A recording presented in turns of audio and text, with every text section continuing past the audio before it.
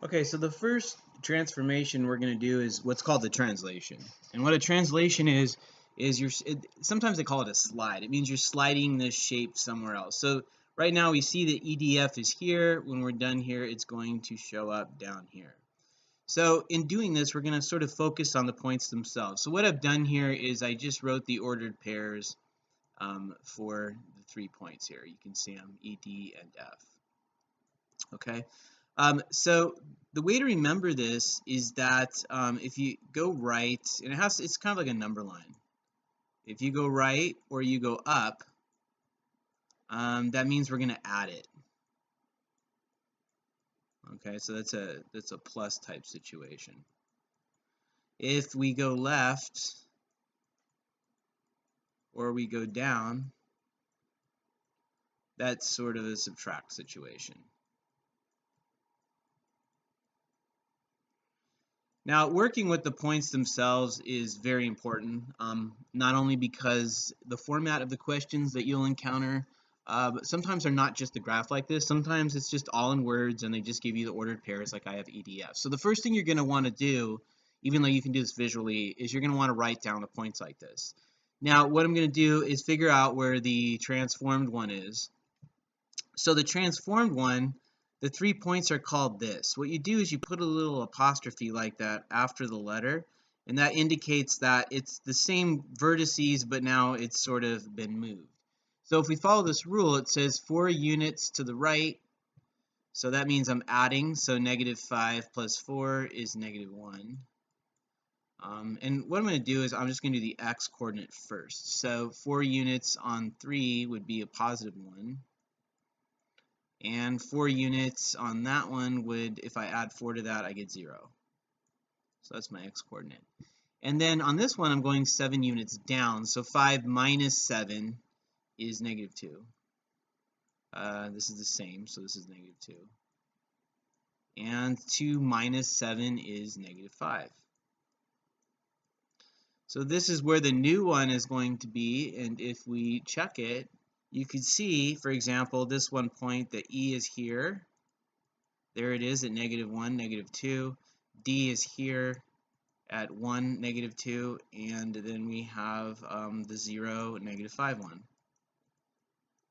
Okay, so when I did this right here, I had the actual, it's drawn out on a graph, shows you how to do that. Also shows you how to work with the points, which is, again, as I stated, something you're going to have to do. So let's look at another one here.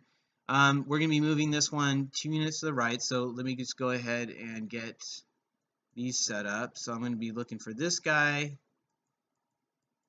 this one, and this one. All right, so we'll do the x-coordinate first, and then we'll do the y-coordinate. All right, so 2 units to the right means that I'm basically going to add 2. So -5 plus 2 is -3. This is 0. That would be 2. This one would be -3. And then 3 units up means I'm adding 3 to this, so that would be at 1. This would also be at 1.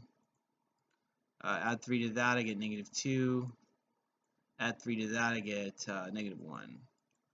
And if I turn that on, we can see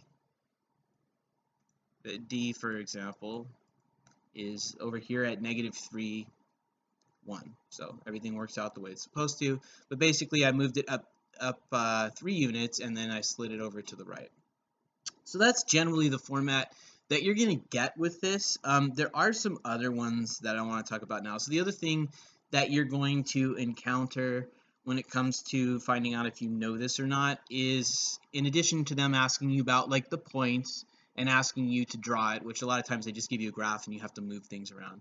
Sometimes they actually give you one that's already been moved, and what you have to do is figure out what happened, and all you have to do for that is to just look at one of the points. So I'm going to look at the W, for example.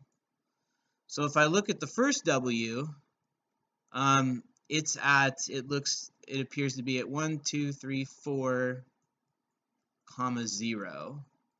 And the moved W